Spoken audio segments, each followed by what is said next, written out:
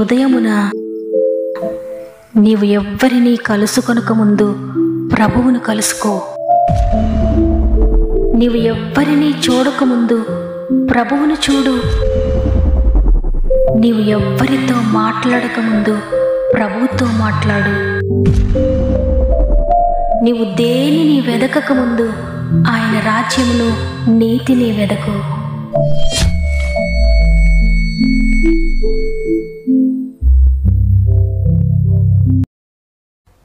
Praise the lord. ఈ ఉదయకాలమున God first అనే వాగ్దాన కార్యక్రమానికి మరి ఒకసారి మిమ్మల్ని మీ కుటుంబాలందరినీ కూడా హృదయపూర్వకంగా ఆహ్వానిస్తూ ప్రభు నామంలో నా యొక్క ప్రత్యేకమైన శుభములు మీ అందరికీ తెలియజేస్తూ ఉన్నాను. ఉదయాన్న మీరంతా ఎలా ఉన్నారు? మీరు మీ కుటుంబాలు మీ పరిస్థితులన్నీ ఎలా ఉన్నాయి? దేవుని కృపను బట్టి మీరంతా బాగున్నారని, దేవుని కృపలు వర్ధిల్లుతున్నారని నమ్ముతున్నాను.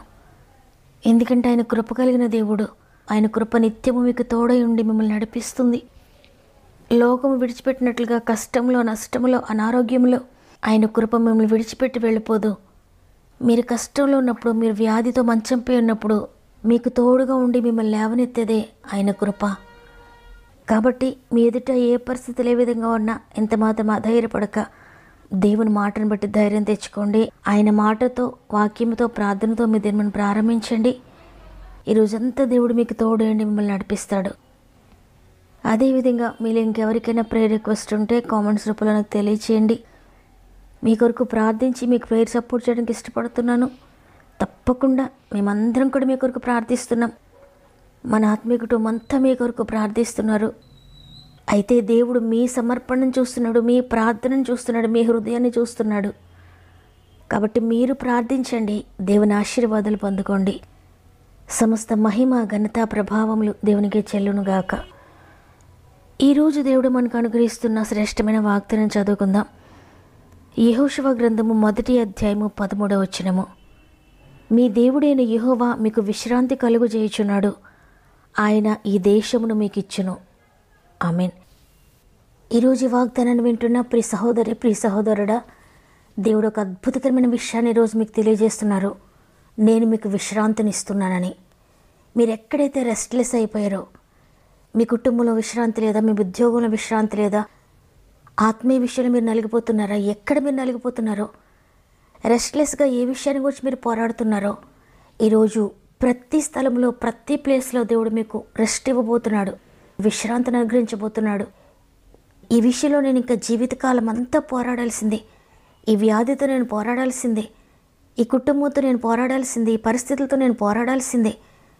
ఇక నాకు రెస్ట్ లేదు, నాకు ఇక విశ్రాంతి లేదు, నాకు ఇక సమాధానం లేదు, నా జీవితంలో సమాధానం కలగడానికి ఏ అవకాశం లేదని ఈరోజు నీవు అలసిపోయి ఉన్నావేమో. నీ పరిస్థితులను బట్టి, నీ శ్రమలను బట్టి అలసిపోయి ఉన్నావేమో, నీ వ్యాధిని బట్టి అలసిపోయి ఉన్నావేమో, ఆత్మీయంగా అలసిపోయి ఉన్నావేమో, ఆర్థికంగా అలసిపోయి ఉన్నావేమో, నీ బిడ్డల గురించి అలసిపోయి ఉన్నావేమో, భర్త విషయంలో అలసిపోయి ఉన్నావేమో, నీ భార్యని గురించి అలసిపోయిన స్థితిలో నీవు ఉన్నావేమో.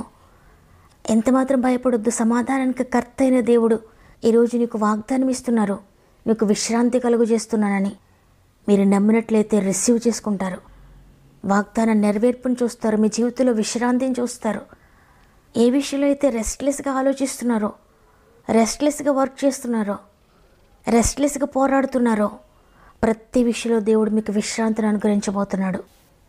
దేవుడు నీకు ఇచ్చే విశ్రాంతి అది శాశ్వతమైనది, నిత్యము నీతో ఉండేది.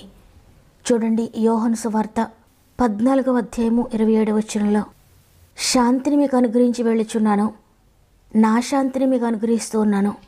లోకం ఇచ్చినట్లుగా నేను అనుగ్రహించడం లేదు. మీ హృదయంలోను కలవరపడనీయకుడి. మీకు ఏ శాంతి అనుగ్రహించబడుతుంది అంటే, యేసుప్రభువారి యొక్క శాంతిని ఆయన మీకు అనుగ్రహిస్తున్నాడు. లోకం ఇచ్చేటట్లుగా ఆయన మీకు అనుగ్రహించడం లేదు. సాధారణంగా లోకము మనకి టెంపరరీ శాంతిని అనుగ్రహిస్తుంది. అది కొన్ని గంటలే, కొన్ని రోజులే నీతో ఉంటుంది. లోకం ఇచ్చేది ఏదైనా అది కొంతకాలమే ఉంటుంది. ప్రభు అందుకే లోకం ఇచ్చే శాంతిని నీకు అనుగ్రహించడం లేదు, నా శాంతిని మీకు అనుగ్రహిస్తున్నాను. అది నిత్యము నీతో ఉంటుంది. నిన్నెప్పటికీ కూడా విడిచిపెట్టే శాంతి కాదు. అందువల్ల మీ హృదయంను కలవరపడనీయకండి, వెరవనీయకండి. నా యందు విశ్వాసం ఉంచండి అని యేసుప్రభువారు స్వయంగా చెప్తూ ఉన్నారు. కాబట్టి ఈరోజు నీవు శాంతి లేకుండా ఉన్నావా, సమాధానం లేకుండా ఉన్నావా? సమాధానకర్త నీ గృహంలో అడుగుపెట్టబోతున్నాడు. ఆయన తన శాంతిని నీకు, నీ బిడ్డలకు, నీ కుటుంబానికి, ఎక్కడ నువ్వు శాంతిని కోల్పోయావో, ఎక్కడ రెస్ట్లెస్ అయిపోయావో ప్రతి ప్లేస్లో దేవుడు నీకు అనుగ్రహించబోతున్నాడు. అందువల్ల ఇక కలవరపడకండి. మీరు కంగారు పడ్డానికి, కలవరపడ్డానికి మీకు నేను భయాన్ని ఇవ్వడం లేదు, మీకు అశాంతిని ఇవ్వడం లేదు, మీకు ఆందోళన ఇవ్వడం లేదు. నేను మీకు శాంతిని అనుగ్రహిస్తున్నాను, నా శాంతిని ఇస్తున్నాను. అందువల్ల మీకు అశాంతి కలిగించే పరిస్థితులు ఏవున్నా, ఏ శోధన గుండా మీరు వెళ్తూ ఉన్నా దేవుడు నాకు తోడుగా ఉన్నాడు. ఆయన తన శాంతిని ఇస్తున్నాను వాగ్దానం చేశాడు. ఆయన నాకు పిరికితనం గల ఆత్మనియలేదు, భయపడే ఆత్మనియలేదు, కలవరపడే ఆత్మనియలేదు. ఆయన తన శాంతి నాకు అనుగ్రహించాడు. నేను భయపడనని సాతాను వినేటట్లుగా మీ నోటితో పలకండి, మీ నోటితో ఒప్పుకోండి వాక్యాన్ని. మీ నోటి మాటను బట్టి సాతాను మిమ్మల్ని, మీ కుటుంబాన్ని విడిచిపెట్టి వెళ్ళిపోతాడు. ఎక్కడైతే వ్యాధిని కలిగిస్తున్నాడో, ఎక్కడైతే అశాంతిని కలిగిస్తున్నాడో, ఎక్కడైతే భయముతో నింపాడో, ఎక్కడైతే చింతన కలిగిస్తున్నాడో, ఎక్కడైతే కలవరంతో నింపాడో ప్రతి ప్లేస్ను విడిచిపెట్టి వెళ్ళిపోతాడు సాతాను. నిజమైన శాంతిని, నిజమైన సమాధానాన్ని నువ్వు పొందుకుంటావు. అది లోకానికి సంబంధించింది కాదు, అది పరలోకానికి సంబంధించింది. పరలోకపు శాంతిని, పరలోకపు సమాధానాన్ని నువ్వు పొందుకుంటావు, నువ్వు అనుభవిస్తావు. మోషేకు ఎర్ర సముద్రం ఎదురైనప్పుడు మోషే కలవరపడిపోలేదు, కంగారు పడిపోలేదు. దేవుని శాంతితో ఉన్నాడు. దేవుడు అనుగ్రహించిన శాంతిని బట్టి నెమ్మదితో ఉన్నాడు. దేవునికి ప్రార్థిస్తున్నాడు విశ్వాసంతో. అద్భుతం చూచాడు. అదేవిధంగా మోషే తర్వాత మోషేను ఫాలో అవుతూ వచ్చిన యెహోషువ కూడా ఎరికో గోడలు తన ఎదుట వచ్చినప్పుడు కలవరపడిపోలేదు, కంగారు పడిపోలేదు. విశ్వాసంతో దేవుని స్తుతిస్తూ ఘనపరుస్తూ ముందుకు సాగాడు. వారి విశ్వాసం ద్వారా ఎరికో గోడలు కూలిపోయాయి. వారికి మార్గం సరళమైపోయింది. అవును, ఈరోజు ఈ మాటలు వింటున్న నీ జీవితంలో కూడా నీ హృదయంలో కలవరం ఉందేమో, నీ పరిస్థితులను బట్టి నువ్వు కంగారు పడుతున్నావేమో, కన్ఫ్యూజన్లో ఉన్నావేమో, డిప్రెషన్లో ఉన్నావేమో, ఏమి చేయాలో కూడా తెలియని పరిస్థితిలో, ఏ మార్గము లేని పరిస్థితిలో ఉన్నావేమో. అట్టి స్థితిలోనే దేవుడు నీకు సమాధానాన్ని అనుగ్రహించడానికి సిద్ధంగా ఉన్నాడు.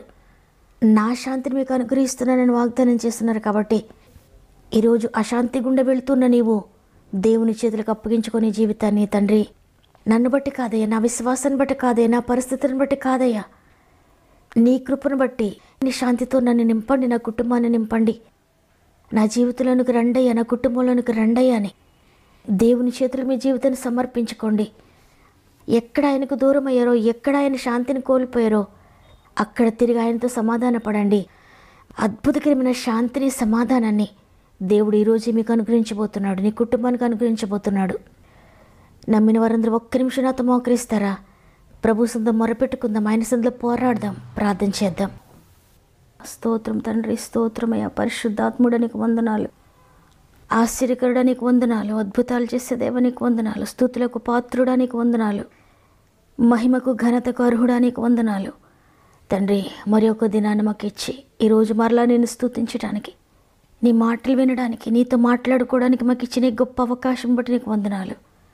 ఈ లోకంలో అనేక మందికి లేని గొప్ప అవకాశాన్ని మాకు ఇచ్చారు. అందుని బట్టి నీకు కృతజ్ఞతలయ్యా. తండ్రి, మీకు శాంతిని అనుగ్రహిస్తున్న వాగ్దానం చేశారు. ఎంతమంది శాంతిని కోల్పోయి ఉన్నారో తండ్రి, ఎంతమంది సమాధానాన్ని కోల్పోయి ఉన్నారో తండ్రి, ఎంతమంది నెమ్మది లేక కలవరపడుతూ తన జీవితాన్ని గురించి, తన బిడ్డలను గూర్చి, వారి భవిష్యత్తును గూర్చి, వారి వివాహాలను గూర్చి, వారి రక్షణను గూర్చి, వారి సెటిల్మెంట్ని గూర్చి ఎంతమంది నలిగిపోతున్నారో పరిశుద్ధాత్ముడా, ప్రతి ఒక్కరికి మీ శాంతి అనుగ్రహిస్తున్నందుకు వందనాలు. ప్రతి కుటుంబముని శాంతితో నింపండి అయ్యా. ప్రతి బిడ్డను, ప్రతి హృదయాన్ని మీ శాంతితో నింపండి. ప్రతి జీవితంలో మీరు అడుగు పెట్టండి అయ్యా. వారి జీవితం ఎంత అశాంతితో నిండిపోయినా మాకు అవసరం లేదు. మీరు అడుగు పెడితే అశాంతి అంత ఎగిరిపోతుందయ్యా. మీరు అడుగు పెడితే అక్కడున్న నిర్జీవం ఎగిరిపోతుందయ్యా. మీరు అడుగు పెడితే వారి ఇంట్లో ఉన్న అసమాధానం అంతా కూడా వెళ్ళిపోతుంది. మీరు అడుగు పెడితే అక్కడున్న చీకటి అంతా వెళ్ళిపోతుంది. మీరు అడుగు పెడితే అక్కడున్న అశాంతి అంతా వెళ్ళిపోతుంది. కాబట్టి ప్రతి కుటుంబంలో మీరు అడుగు పెట్టండి అయ్యా. ప్రతి జీవితాన్ని మీ శాంతితో నింపండి, మీ సమాధానంతో నింపండి.